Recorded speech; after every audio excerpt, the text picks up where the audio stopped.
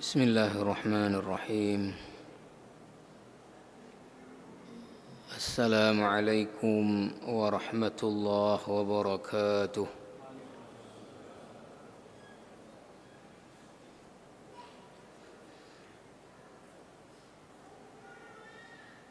الحمد لله رب العالمين، والصلاة والسلام على سيد المرسلين نبينا محمد وعلى آله وصحبه أجمعين، وبعد، فأوصيني وإياكم جميعا بتقوى الله. اتقوا الله حق تقاته ولا تموتن إلا وأنتم مسلمون. Hadirin hadirat sidang jamaah salat Maghrib yang dimuliakan Allah, alhamdulillah atas nikmat rahmat karunia Allah kita masih dapat menjalani kehidupan ini dalam kondisi sehat. Alhamdulillah atas hidayah Allah Subhanahu wa taala kita baru saja melaksanakan solat fardu maghrib kita dengan kita berusaha meraih keutamaan-keutamaan yang ada. Pertama, keutamaan solat-solat fardu di awal waktu berbanding bukan awal waktu. Yang kedua, bagi kita laki-laki, keutamaan solat-solat fardu kita secara berjamaah daripada solat sendiri-sendiri. Yang ketiga, keutamaan bagi kita laki-laki solat fardu berjamaah di masjid, di mana azan berkumandang berbanding tempat-tempat yang lainnya. Maka atas nikmat kefahaman dan keyakinan inilah kita telah tinggalkan sejenak rumah-rumah kita, kedai-kedai kita, aktivitas kita, keluarga kita, untuk kita datang ke rumah Allah ini untuk dapat kita raih tadi keutamaan-keutamaan yang ada, keutamaan awal waktu, keutamaan berjamaah di masjid. Mudah-mudahan Allah beri pemahaman dan keyakinan ini melekat di hati kita sampai akhir hayat kita. Kita menjadi ahlul masjid. Ya muqallibal qulub, tsabbit qulubana ala dinik, tsabbit qulubana ala ta'atik. Alhamdulillah, selepas daripada salat kita masih ada waktu, ada kesempatan untuk kita meraih keutamaan berikutnya, beriktikaf di rumah Allah sambil kita menunggu waktu fardu isya. Nantinya juga akan kita tunaikan di awal waktu secara berjamaah, dan kita juga dapat memanfaatkan waktu yang Allah beri ini untuk saling kita menasihati tentang kebenaran dan kesabaran yang merupakan ciri orang-orang yang tidak rugi dengan perputaran waktu. Wal asri innal insana lafi khusr. Allah bersumpah demi waktu, sesungguhnya semua manusia dengan perputaran waktu ada dalam kerugian. Illa, kecuali yang tidak rugi dengan perputaran waktu, yang tidak pernah bisa ditahan lajunya dan yang sudah berlalu tidak bisa ditarik lagi, adalah alladzina amanu wa amilus salihat, orang-orang yang mengisi waktu dengan iman dan amal saleh. Wa tawassaw bil haqqi wa tawassaw bis sabar, mengisi waktu dengan terus-menerus saling mengingatkan tentang kebenaran dan kesabaran. Jamaah yang mulia, kita kembali ke kitab Mufsidatul Qulub, hal-hal yang merusak hati seorang mukmin sehingga dia memang di satu sisi orang beriman tetapi hidupnya dalam kemaksiatan. Maka di antara perkara itu yang sedang kita bahas adalah al-kibar, yaitu kesombongan. Kesombongan yang dimaksud di sini adalah seperti Nabi jelaskan dalam hadis Sahih Bukhari, kesombongan yang levelnya sampai kepada menolak kebenaran dan kemudian menganggap hina orang lain. Batarul haqqi wa ghamtun nas. Kita sudah sampai kepada hukuman yang akan diterima oleh orang yang sombong, yang angkuh di akhirat nantinya. Dan kita kemarin belum membahas karena sudah habis waktu, ya, bahwa di antara hukuman akhirat nanti kepada orang yang sombong, yang angkuh itu ditulis oleh Syekh Shalih Al-Munajjid adalah apa? Yuhsyarul mutakabbiruna yaumal qiyamati fi ghayati dhulli wal mahanah. Orang yang sombong, yang angkuh di dunia ini, itu nanti di hari akhirat akan dikumpulkan waktu di mahsyar dalam keadaan ghayatiz zulli wal mahanah, amat hina, dalam kondisi yang amat hina. Bagaimana kondisinya? Hadis berikut ini menjelaskan. An Amr bin Shu'aib an abihi an jaddihi anin Nabi sallallahu alaihi wasallam qala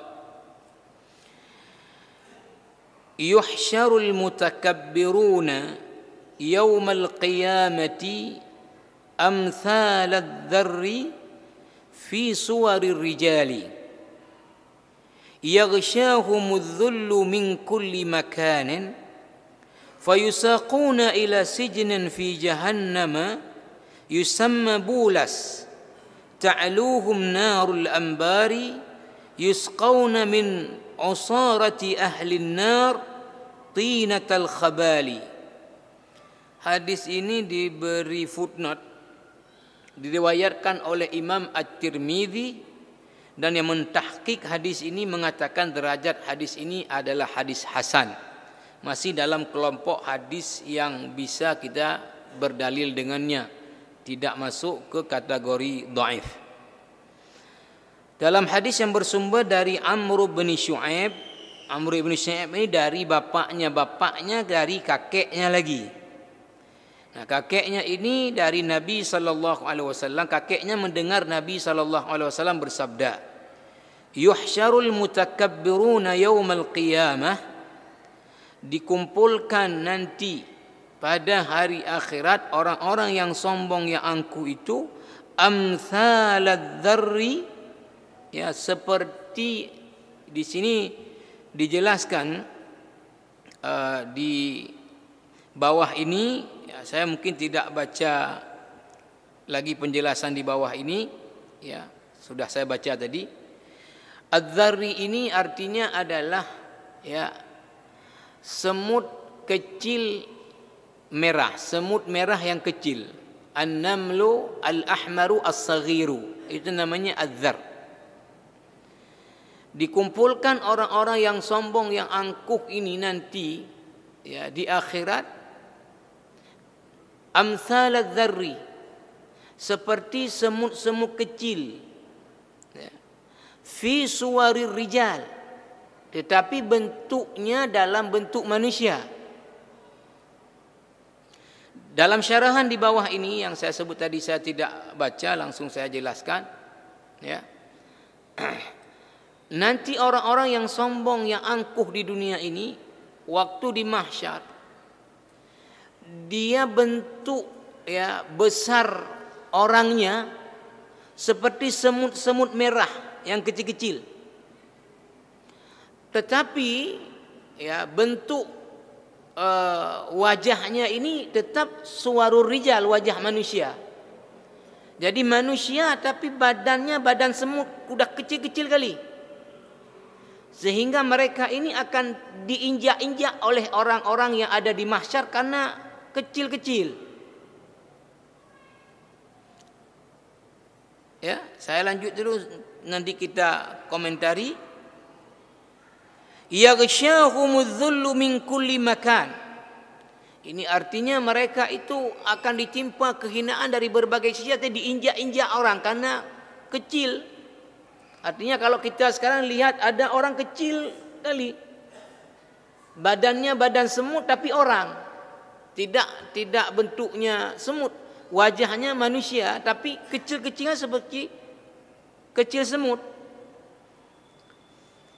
Kalau Nabi mengatakan lagi, fayusaquna ila sijnin fi jahannama yusamma bulas. Kemudian orang-orang ini digiring, ya, yang kecil-kecil seperti semut tadi, diinjak-injak sama orang-orang di mahsyar karena memang kecil, enggak kelihatan. Lalu kemudian digiring orang-orang ini ke dalam satu penjara di dalam neraka jahanam. Nama penjara ini Bulas. Bulas. Ta'aluhum narul ambari. Yang ta'aluhum dalam syarahan hadis adalah mereka itu dikelilingi oleh api yang sangat panas dalam penjara yang namanya tadi Bulas. Yusqawna min usarati ahli an-nar tinatal khabali. Mereka itu diberi minum dari nanah dari luka. Ini orang-orang yang sombong, yang angkuh di dunia ini. Maka ini hadis, ya, bagi para politisi, ya, bagi para pemimpin, ya, penting sekali ini untuk kemudian dicamkan. Karena kadang-kadang di dunia ini, ya, menjadi semena-mena. Mentang-mentang ada kekuasaan, jadi semena-mena. Mentang-mentang ada kekuatan politik, jadi semena-mena. Ya. Orang-orang seperti ini nanti waktu di mahsyar, ya, dibuat oleh Allah dalam keadaan yang sangat hina. Di dunia ini dihormati di mana-mana, ya, kadang-kadang bahkan harus dihormati, ya, tapi di mahsyar nanti dalam keadaan sangat hina. Postur tubuhnya kecil seperti semut tapi dalam bentuk manusia, diinjak-injak oleh orang-orang yang ada di mahsyar. Bayangkan kalau pemimpin di dunia ini kemudian diinjak-injak di mahsyar. Hina sekali. Ini harus betul-betul dipahami oleh mereka-mereka yang ada kekuasaan tadi. Ya, jangan kemudian dengan kekuasaan yang semena-mena, ya. Ketahuilah bahwa nanti keadaan mereka di akhirat amat hina. Ini jamaah rahimakumullah. Selanjutnya yang ditulis Syekh Shalih Al-Munajjid adalah al-kibar min asbabi al-man'i min dukhulil jannah. Kesombongan ini juga menjadi salah satu faktor yang membuat orang itu tidak masuk surga. Hadisnya tentu hadis yang awal sekali yang diangkat di sini, hadis Sahih Bukhari, tidak masuk surga siapa yang dalam hatinya ada sekecil apapun daripada kesombongan. Tapi yang dimaksud dengan kesombongan di sini Nabi menjelaskan adalah apa? Batarul haqqi wa ghamtun nas, menolak kebenaran dan menghinakan orang lain. Kemudian jamaah rahimakumullah, selanjutnya al-mutakabbiruna mutawa'aduna binnar.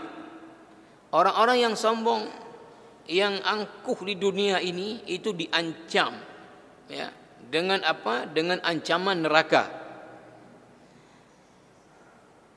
An Harithah ibni Wahab al-Khudha'i radhiyallahu anhu qala sami'tu an-nabiyya sallallahu alaihi wasallam yaqul. Sahabat ini Harithah ibni Wahab al-Khudha'i mengatakan, saya telah mendengar Nabi sallallahu alaihi wasallam bersabda, ala ukhbirukum bi ahlil jannah. Maukah kalian aku beritahu, kata Nabi, siapa penghuni surga? Siapa penghuni surga? Ini pertanyaan seperti ini dalam istilah ilmu balaghah dia disebut ya bukan istifham maknanya yang asli. Karena istifham makna yang asli adalah apa? Meminta tahu terhadap sesuatu yang belum diketahui. Ya, ketika bertanya. Ya, talabu ilmin bi syai'in lam yakun ma'luman min qablu. Kita tidak tahu nama orang, kita tanya, siapa namamu? Ini bahasa Arab namanya istifham. Ma ismuka, masmuka.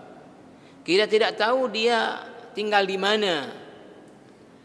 Nah, tetapi kadangkala istifham ini dipakai untuk bukan makna bertanya sesuatu yang belum diketahui sehingga ketika dijawab kemudian baru diketahui.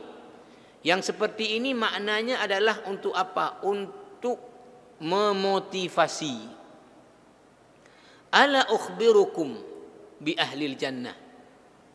Maukah kalian aku beritahu siapa itu penghuni surga? Itu artinya bahwa tidak menunggu, ya mau kami baru dibilang. Bukan. Ini artinya adalah mendorong kita agar kita mau berusaha jadi seperti yang disebut dalam hadis ini sebagai ahli surga. Misalnya dalam Al-Quran disebutkan hal adullukum ala tijaratin tunjikum min azabin alim. Allah tanya sama kita, maukah kalian aku tunjukkan kepada amalan yang bisa menyelamatkan kalian daripada azab yang sangat pedih? Maka mustahil bagi Allah karena tidak tahu kemudian tanya kita, waktu kita jawab baru Allah tahu. Allah Maha tahu. Maka istifham yang ada dalam Al-Quran dia dibawa kepada bukan makna aslinya. Ya, di sini hal adullukum, Allah memotivasi kita agar kita ya melakukan amal yang menyelamatkan kita daripada azab Allah di akhirat nanti. Hal adullukum ala tijarah, perniagaan, tunjikum, menyelamatkan kalian min azabin alim, dari azab yang sangat pedih. Di sini begitu juga. Maukah kalian, kata Nabi, aku beritahu siapa penghuni surga itu? Maka kan tidak sampai sahabat kemudian menjawab. Qalu bala, langsung Nabi mengatakan, kullu dha'ifin mutadha'ifin law aqsama 'ala Allahi la abarrahu. Ini kalau kita terjemahkan secara terjemahan harfiahnya, ya butuh kepada penjelasan hadis ini. Ya, setiap orang yang lemah, ya, setiap orang yang lemah, yang orang ini kalau berdoa kepada Allah langsung diijabahkan doanya. Ini artinya apa? Ya, orang yang secara ekonomi dia orang lemah, sehingga mengakibatkan ketampilannya juga menjadi lemah. Ya, artinya kumal, ya, compang-camping. Tapi orang ini masalah ketakwaan dan derajat ketaatan kesalehannya luar biasa, sehingga kalau dia berdoa cash diijabah oleh Allah. Maka disebutkan dalam hadis ini atau syarahan hadis ini, ya, bahwa yang dimaksud oleh hadis ini bahwa ya nanti orang-orang yang masuk surga itu adalah ya di antaranya orang yang miskin, yang fakir tapi saleh. Nah, banyak juga orang kita ya udah miskin, udah fakir, fasik lagi. Ya. Ini kalau mohon maaf bukan bermaksud ininya. Di kampung-kampung banyak orang remoh. Ya, hanalaya sebagai tempat tinggal. Ya. Baje kumuh. Kena pajuh hana tersedia. Oleh hantau tu mayang lah. Hana apa tak? Ini luar biasa. Ya. Dan ini kita lihat banyak orang, bukan satu dua. Ya. Lanjutan hadis ini adalah, ala ukhbirukum bi ahlin nar. Maukah kalian aku beritahu, kata Nabi, dengan penghuni neraka? Ini lagi-lagi juga kita diajak agar jangan menjadi penghuni neraka. Siapa kata Nabi? Kullu utullin jawadhin mutakabbirin. Ya, tiga-tiga mungkin lebih kurang maknanya ini adalah orang yang sombong, yang angkuh, sehingga bicaranya kasar, bicaranya tinggi, ya, angkuh, ya. Sudah kita sebut yang lalu bahwa di antara efek buruk orang yang dalam hatinya ada kesombongan, keangkuhan, itu bicaranya gede. Ya, bicaranya sombong. Ya, lebih bukan seperti kenyataan untuk supaya dianggap orang dia hebat. Ini jamaah rahimakumullah. Hadis ini diberi footnote. Ini hadis Sahih Bukhari dan Sahih Muslim. Kemudian diangkat hadis lain, jamaah rahimakumullah, di sini, wa an Abi Hurairah radhiyallahu anhu qala Rasulullah sallallahu alaihi wasallam. Dari Abu Hurairah berkata, Nabi sallallahu alaihi wasallam bersabda, ihtajjat an-naru wal jannah. Pernah terjadi perbincangan antara neraka dengan surga. Faqalatin nar, neraka mengatakan, yadkhuluni al-jabbaruna wal mutakabbirun. Yang masuk ke dalam aku, kata neraka, orang-orang jabbar, ya, orang-orang yang semena-mena. Ya, semena-mena.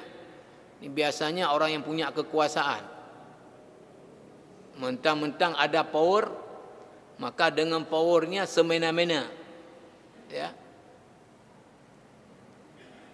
Ini namanya jabbar. Kemudian al-mutakabbirun, orang-orang yang sombong, yang angkuh.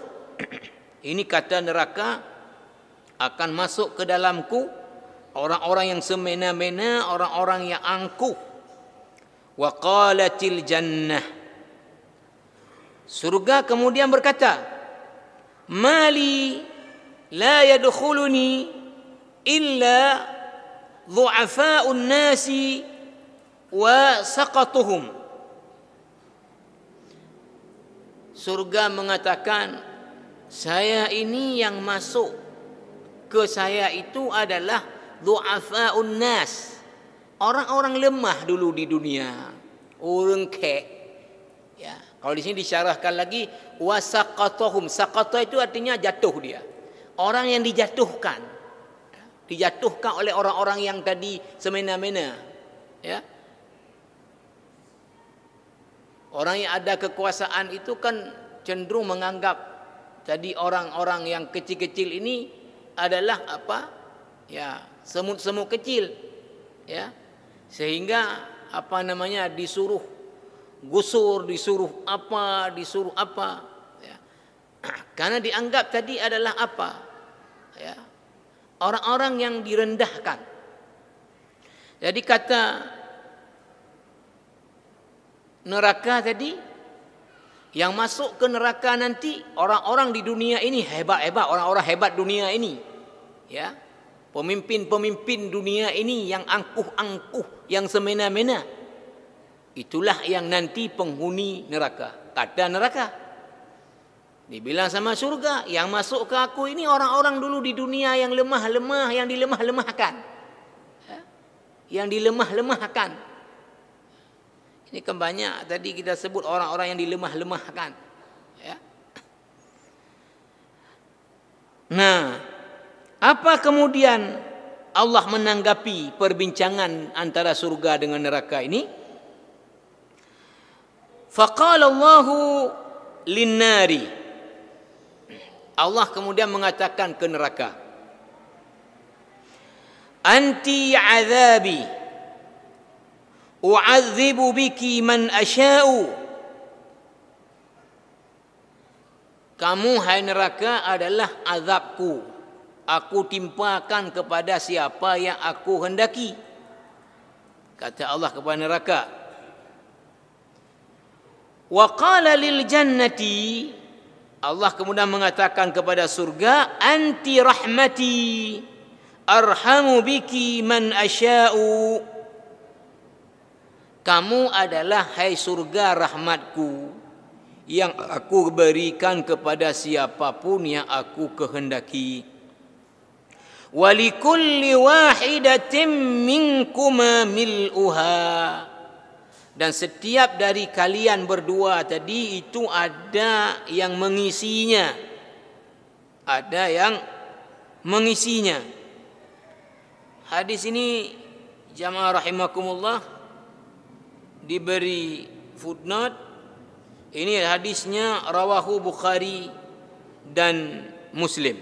Hadis ini rawahu Bukhari dan Muslim. Maka dikatakan di sini dalam syarahan ini, ya, yang disyarah oleh Ibnu Hajar Al-Asqalani dalam kitab Fathul Bari, qauluhu du'afa'un nasi wasaqatahum ay al-muhtaqaruna bainahum as-saqituna min a'yunihim. Hadza binisbati ila ma 'indal aktsarina minan nas.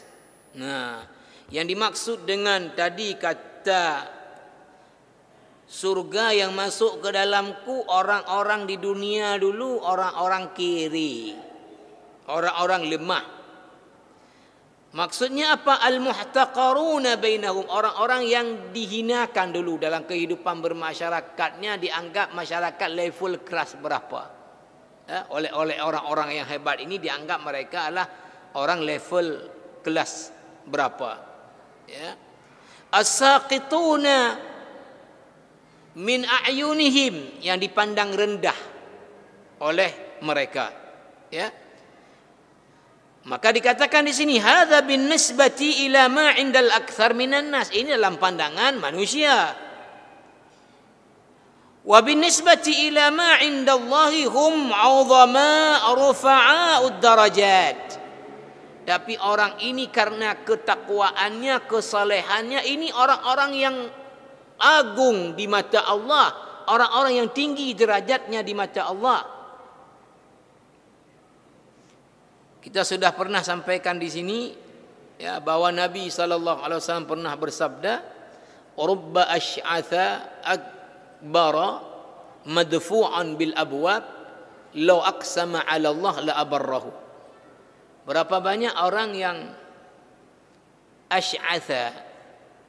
Asy'atha itu artinya tampilannya itu, ya, compang-camping. Karena apa? Ya karena miskin. Ya, karena kemiskinannya.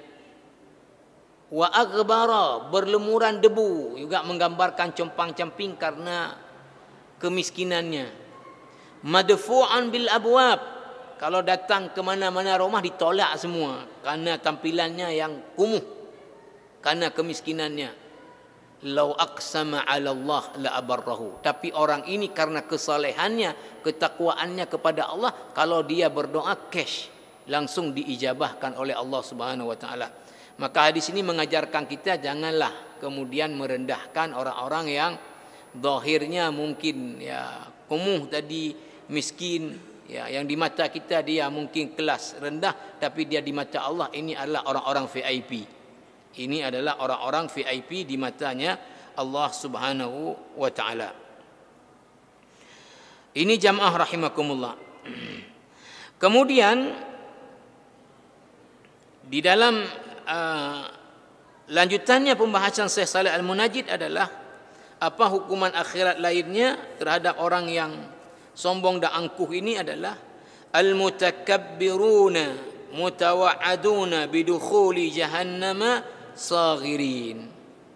Orang-orang yang sombong, yang angkuh ini, ya, diancam nanti akan masuk surga dalam kondisi yang sangat hina.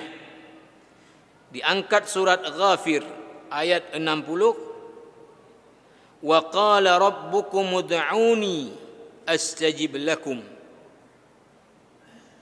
Dan katakan, rabbukum ud'uni, Tuhan kalian, ud'uni astajib lakum, kalian berdoalah kepada Allah, pasti Allah akan ijabahkan. Innal ladzina yastakbiruna an ibadati, orang-orang yang angkuh, ya, tidak mau beribadah kepadaku, kata Allah, di dunia ini, sayadkhuluna jahannama dakhirin, akan masuk ke dalam neraka jahanam dalam keadaan orang tersebut adalah hina.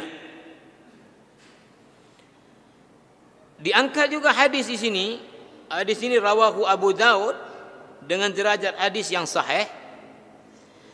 Wa an Abi Hurairah qala qala Rasulullah sallallahu alaihi wasallam, Abu Hurairah meriwayatkan hadis bahawa Abu Hurairah mendengar dari Nabi sallallahu alaihi wasallam, Nabi bersabda, qala Allahu azza wa jal, Allah berfirman. Ini hadis kursi.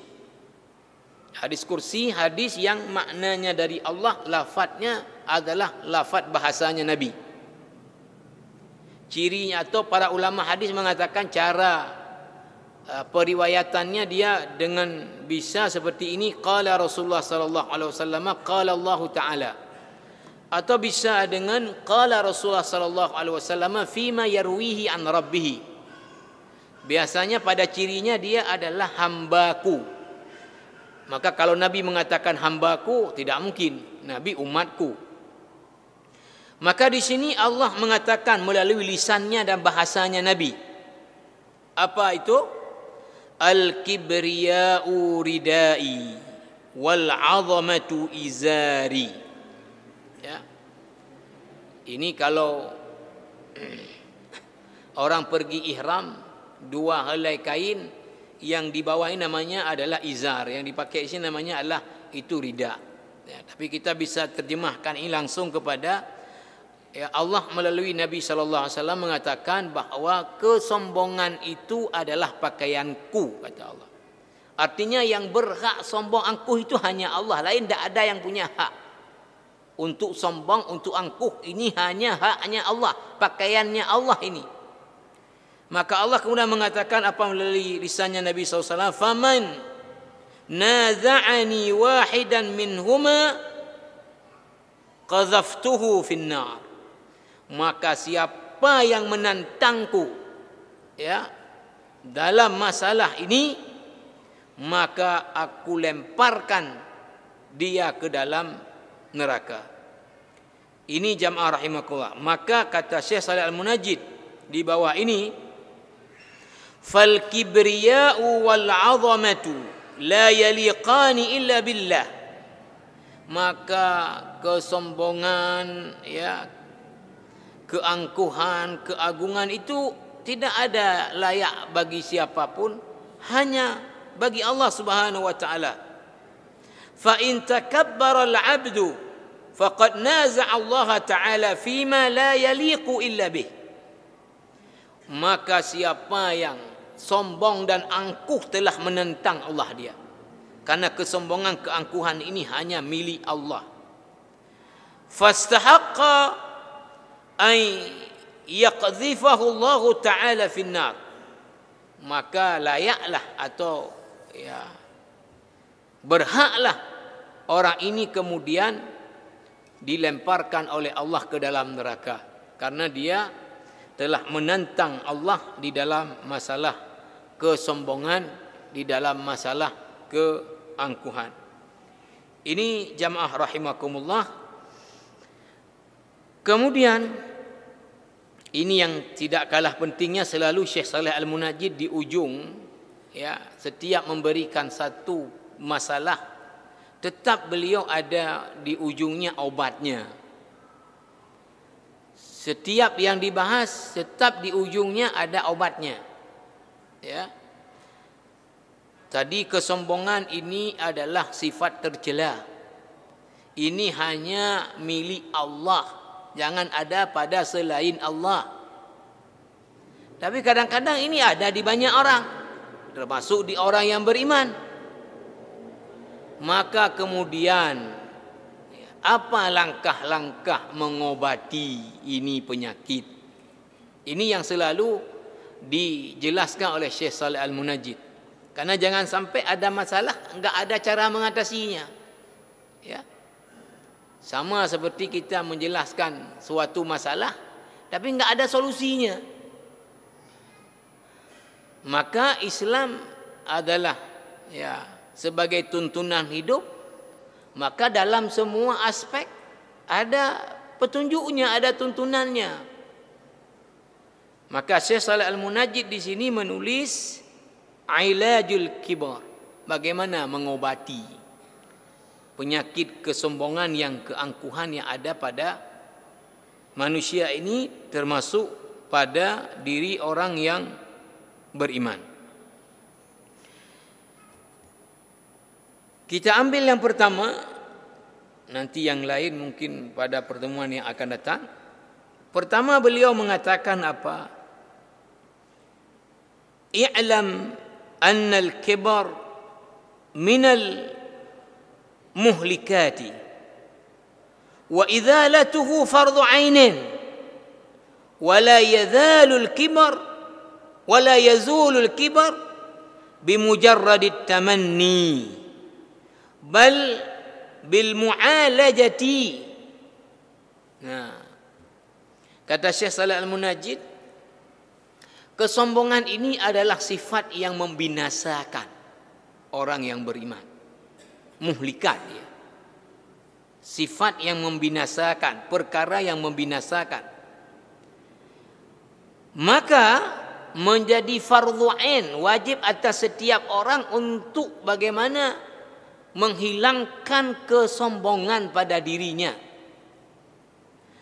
Maka kesombongan yang ada pada seseorang, kata Syekh Shalih Al-Munajjid, la yazulu bimujarradit tamanni, tidak akan dia hilang kalau hanya dengan angan-angan. Saya pada malam kemarin di Masjid Raya dengan kitab lain dari Syekh Shalih Al-Munajjid, tapi pasangan dari kitab ini A'malul Qulub, pekerjaan hati. Ya. Yang sedang kita bahas adalah tentang masalah ar-raja, karena sebelumnya kita bahas al-khauf, bahwa pada diri seorang mukmin itu ada rasa takut kepada azab Allah Subhanahu wa taala. Maka setiap orang yang ada rasa takut mesti ada pada dia adalah apa? Raja, harapan untuk tidak diazab oleh Allah, harapan untuk mendapatkan keampunan Allah, harapan untuk mendapatkan ridha Allah. Ketika seseorang takut kepada neraka, maka pasti pada saat yang sama pada dia harus ada harapan untuk masuk ke surga. Jadi para ulama mengatakan, yang dikutip oleh Syekh Shalih Al-Munajjid, salah seorang ulama, al-khauf ini, rasa takut kepada azab Allah, dengan rojak mengharapkan ridha rahmat Allah ini, dia ibarat apa? Ibarat dua sayap burung. Dua sayap burung. Maka kalau dua sayap burung ini kedua-duanya dia baik, maka burung ini akan terbang dia dengan baik. Tapi kalau satunya bermasalah, pincang burung ini terbangnya. Apalagi kedua-duanya enggak bisa dipakai, maka enggak bisa terbang burung ini. Artinya orang yang beriman itu antara al-khauf ma'ar raja ini dia adalah seimbang. Kalau ada satu saja yang tidak seimbang, ini keimanan orang belum pada yang posisi benarnya. Kalau salah satunya ada yang pincang, maka para ulama mengatakan kalau dah ditimbang raja dan khauf seorang mukmin ini, la'tadala, maka akan imbang timbangannya. Karena ini sebuah pasangan yang dia jalan berbarengan. Al-khauf war raja. Cuman yang ingin kita kaitkan dengan ini apa? Syekh Saleh Al-Munajjid kemudian menjelaskan dalam kitabnya A'malul Qulub perbedaan antara ar-raja dengan at-tamanni. Ya. Dua-duanya secara bahasa adalah apa? Mengharapkan. Lalu di mana bedanya? Ya. Bedanya adalah kalau orang mengharapkan sesuatu tapi tidak berusaha untuk mendapatkan ini namanya tamanni, angan-angan. Orang mengharapkan mendapatkan surga Allah, tapi dia tidak ada usaha untuk mendapatkan surga Allah. Tidak ada dia ibadah, tidak meninggalkan larangan Allah. Ini namanya tamanni, angan-angan. Orang mengharapkan nanti di mahsyar tidak mengalami huru-hara mahsyar yang sangat dahsyat, tapi usaha untuk mendapatkan perlindungan Allah di mahsyar tidak dilakukan. Jadi setiap orang mengharap sesuatu lalu tidak ada usaha, ini namanya angan-angan, tamanni. Kalau raja mesti ada usaha, mengharap lalu kemudian dibarengi dengan usaha untuk memperolehnya. Maka kata Syekh Saleh Al-Munajjid terkait dengan kesombongan yang ada pada hati kita itu, dia tidak akan kemudian hilang kalau kita hanya mengharapkan itu hilang, tapi tidak melakukan usaha untuk bagaimana itu hilang dari diri kita. Nah, inilah yang akan dibahas ke depan oleh Syekh Saleh Al-Munajjid, yaitu pertama sekali, dan ini bahasanya agak panjang, tidak akan cukup waktu kita, adalah apa? Isti'salu aslil kibar minal qalb. Pertama, bagaimana kita mencabut dari hati kita ini ya kesombongan. Kita cabut, keluarkan, buang dia. Nah, ini yang akan dijelaskan nanti ya, secara saya lihat panjang lebar di sini. Ya, nanti kita akan lanjutkan insyaallah karena waktu kita ini sudah habis. Saya akhiri, yang benar dari Allah, yang salah dari saya. Subhanakallah bihamdika asyhadu an la ilaha illa anta astaghfiruka wa atubu ilaik. Wassalamualaikum warahmatullahi wabarakatuh.